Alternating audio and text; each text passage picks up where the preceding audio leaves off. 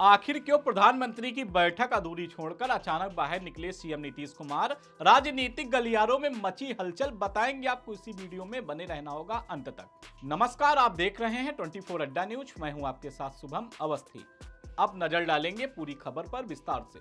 बिहार के मुख्यमंत्री नीतीश कुमार ने प्रधानमंत्री नरेंद्र मोदी के साथ एनडीए की हाई प्रोफाइल बैठक को बीच में ही छोड़कर सबको हैरान कर दिया है। प्रधानमंत्री नरेंद्र मोदी रविवार को दिल्ली के अशोका होटल में एनडीए शासित राज्यों के मुख्यमंत्री और उप मुख्यमंत्रियों के साथ उनके द्वारा एक बड़ी बैठक का आयोजन किया गया था। इस बैठक में गृह मंत्री अमित शाह, रक्षा मंत्री राजनाथ सिंह और भाजपा के कई वरिष्ठ नेता मौजूद थे।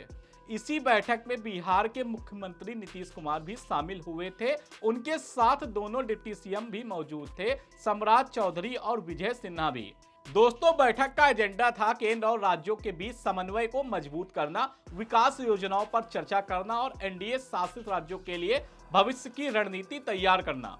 बिहार सरकार ने इस बैठक के लिए पूरी तैयारी की थी। जल जीवन हरियाली, 7 निश्चय योजना, पंचायती सशक्तिकरण और बुनियादी ढांचे के विकास जैसे मुद्दों पर शानदार प्रेजेंटेशन तैयार था। उप मुख्यमंत्री सम्राट चौधरी ने तो पहले ही बता दिया था कि केंद्र का बिहार को पूरा सहयोग मिल रहा है, जिसने राज्य के विकास को नई रफ्तार दी है। इतना ही नहीं, इन्होंने यह भी कहा था कि नीतीश इस मौके पर पीएम मोदी को तहे दिल से धन्यवाद देंगे। लेकिन धन्यवाद तो दूर, नीतीश ने तो अचानक बाहर का रास्ता पकड़ लिया। एक राजनीति को नई हवा दे दी है जिसने सबके होश उड़ा दिए हैं।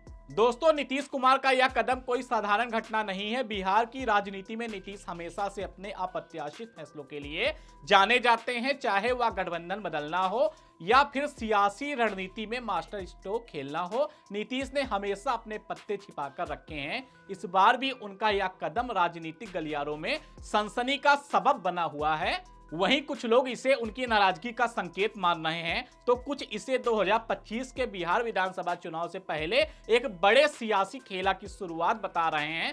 कुछ विश्लेषक का मानना है कि नीतीश कुमार का यह कदम जानबूझकर उठाया गया है ताकि एनडीए के भीतर अपनी स्थिति को और मजबूत किया जा सके। वहीं विपक्षी दल जैसे कांग्रेस और आरजेडी ने इस घटना को दुर्भाग्यपूर्ण बताते हुए इसे नीतीश के गठबंधन की प्रतिष्ठा पर सवाल उठाने का मौका बना दिया है।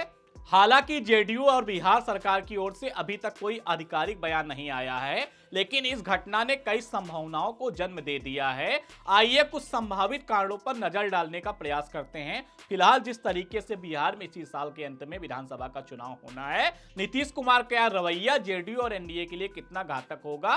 फिलहाल नीतीश कुमार के इस कदम के बाद से बिहार में जो जेडीयू के, आरजेडी के, बीजेपी के जो कार्यकर्ता हैं, उनको अब नीतीश कुमार के इस कदम के बाद अब सबकी नजरें उनके अगले कदम पर टिकी हैं। क्या जेडीयू की ओर से कोई बयान आएगा? क्या यह घटना एनडीए गठबंधन में दरार का संकेत है या फिर नीतीश की सियासी रणनीति का हिस्सा है? बिहार की राजनीति में नीतीश हमेशा से एक पहेली रहे हैं और इस बार भी उन्होंने अपने सस्पेंस किंग के तमगे को और चमका दिया है। एक बात तो तय है, नीतीश कुमार ने एक बार फिर से साबित कर दिया है, ये भारतीय राजनीति के सबसे अप्रत्याशित खिलाड़ी हैं। उनके इस कदम में ना तो केवल बिहार बल्कि राष्ट्रीय स्तर पर भी सियासी हलचल पैदा कर दी है। अब सवाल यह है कि क्या यह खेला बिहार के सियासी समीकरण को पूरी तरह बदल देगा? बिहार की बात की जाए, जिस तरीके से केंद्र की नरेंद्र मोदी सरकार के साथ नीतीश कुमार कंधे से कंधा मिलाकर चलते हैं, मोदी की हैट्रिक में नीतीश कुमार का बड़ा योगदान रहा है। नीतीश कुमार हमेशा से केंद्र से वही मुद्दे उठाते आए हैं